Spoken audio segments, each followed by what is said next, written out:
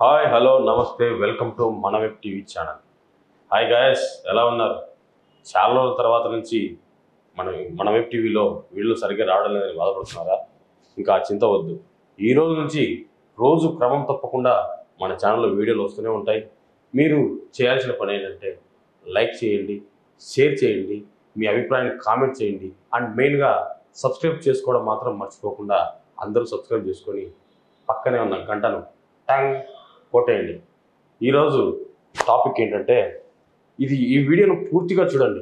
ఇందులో షాకులు, జలకులు, దెబ్బ మీద దెబ్బ, ప్రతి సీన్ క్లైమాక్స్లో ఉంటుంది. సో వీడియో ఎక్కడ స్కిప్ చేయకుండా మొత్తం చూసేయండి. ఎస్, ఇంకా వీడియోలోకి అయితే అతను ఒక పూజారి, పేరు సాయికృష్ణ. హైదరాబాద్లోని సరూర్ నగర్లో ఉన్న బంగారు మైసమ్మ ఆలయంలోని ఒక పూజారి ఆయన. అయితే ఆయనకి పెళ్ళి, 2 పిల్లలు ఉన్నారు. లైఫ్ హ్యాపీ, చిన్న కుటుంబం, చింతలేని కుటుంబం, ఫైనాన్షియల్ పరంగా ఏ ప్రాబ్లం లేదు. ఇది ఇలా ఉండగా 2022వ సంవత్సరంలో అప్సర అనే అమ్మాయి సాయికృష్ణకు పరిచయం అయింది.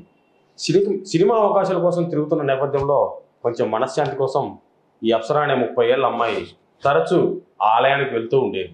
ఈ క్రమంలో సాయికృష్ణకి అప్సరకి మధ్య స్నేహం ఏర్పడింది.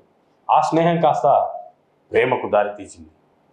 అక్కడి నుంచి ఇంకేముంది, లాంగ్ డ్రైవ్లు, రొమాంటిక్ ట్రిప్పులు, అబాబాబాబా తిరిగేశారు బాగా. అయితే సాయికృష్ణకు భార్య, 2 పిల్లలున్న సంగతి అప్సరాకు ముందే తెలుసు. అయినా కూడా అతన్ని ప్రేమించింది. మన సాయికృష్ణ మాత్రం ఆ అమ్మాయితో టైంపాస్గానే తీసుకున్నాడు. ఇదిలా ఉండగా ఒకరోజు అప్సర సాయికృష్ణ దగ్గరికి వచ్చి, మీ ఆవిడని, మీ పిల్లల్ని వదిలేసేయి, నన్ను పెళ్లి చేసుకో, లేదంటే మన సీక్రెట్స్ అన్నీ బట్టబయలు చేస్తానని బెదిరించి బ్లాక్మెయిల్ చేసింది. ఇది విన్న మన సాయికృష్ణ ఒక్కసారిగా అదిరిపడ్డాడు. ఏం చేయాలో దిక్కుతోచని పరిస్థితిలోకి వెళ్ళిపోయాడు. ఏం చేయాలో దిక్కుతోచని పరిస్థితిలో ఉన్న సాయికృష్ణ ఒకరోజు ఒంటరిగా కూర్చొని ఏం చేయాలని బాగా ఆలోచించాడు. అప్పుడే అతని మైండ్లో అనుకోని ఆలోచన వచ్చి పడింది. అంతవరకు రాముడు మంచి బాలుడుగా అనుకుంటున్న సాయికృష్ణ ఆ అమ్మాయి చెప్పిన ఒక్క మాటతో తనలోని క్రిమినల్ని తట్టి నిద్రలేపాడు. గూగుల్కి వెళ్ళి ఒక మనిషిని ఎలా చంపాలని రీసెర్చ్ల మీద రీసెర్చ్లు చేశాడు. 2023 జూన్ 3వ తారీఖున తన మెదడులో అనుకున్న పనికి పథక ప్రకారం రచన మొదలుపెట్టాడు.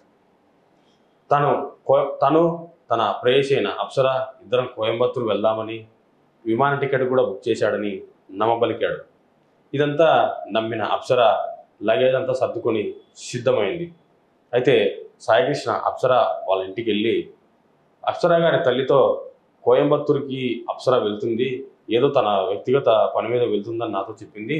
సో కాబట్టి నేను అప్సరాని శంషాబాద్ ఎయిర్పోర్ట్లో డ్రాప్ చేసి తిరిగి వస్తానని చెప్పి నమ్మబలికాడు. ఇదంతా అప్సర తల్లి కూడా నమ్మి అతనితో పంపించింది. సుమారు 8 గంటలకు సరూర్ నగర్ నుంచి బయలుదేరాడు మన సాయికృష్ణ. 10 గంటలకి శంషాబాద్ దగ్గరికి చేరుకున్నారు. శంషాబాద్ మండలంలోని ఒక హోటల్లో ఇద్దరు కలిసి భోజనం చేశారు. అప్సరాకు తెలియదు అదే తన చివరి భోజనం అని. తర్వాత 10 నుంచి 11 మధ్య సమయంలో అక్కడే ఉన్న గోశాలకు చేరుకున్నారు. సరదాగా ఇద్దరు కారు దిగి ఒక అరగంట, గంట సేపు గడిపారు. తర్వాత అక్కడే గోశాలలో బెల్లందంచే రాయిని అప్సరాకు తెలియకుండా తన కారులో పెట్టుకున్నాడు సాయికృష్ణ. యథావిధిగా కారు ఎక్కించుకొని అలాగే శంషాబాద్ దగ్గరికి శివార్లలోకి చేరుకున్న తర్వాత ఒక ఖాళీ వెంచర్ దగ్గరికి తీసుకెళ్లి కారు నాపాడు. అప్పటికే నిద్రమత్తులో నిద్రపోతున్న అప్సరను సీట్ కవర్ తీసి ఆమె ముఖానికి వేసి ఊపిరాడకుండా చేసి చంపే ప్రయత్నం చేశాడు. అట్లే వెనకలా దాచుకున్న బెల్లందంచే రాయి తీసుకొని తల వెనక భాగంలో 10 సార్లు ఆ బండరాయితో మోది చంపాడు. అక్కడికక్కడే అప్సర మృతి చెందింది. ఏం తెలియనట్టుగా శవాన్ని కింది నుంచి కారులో ఉన్న ప్లాస్టిక్ కవర్లతో చుట్టి డిక్కులో వేసి తన ఇంటికి అంటే సరూర్ నగర్కి బయలుదేరాడు.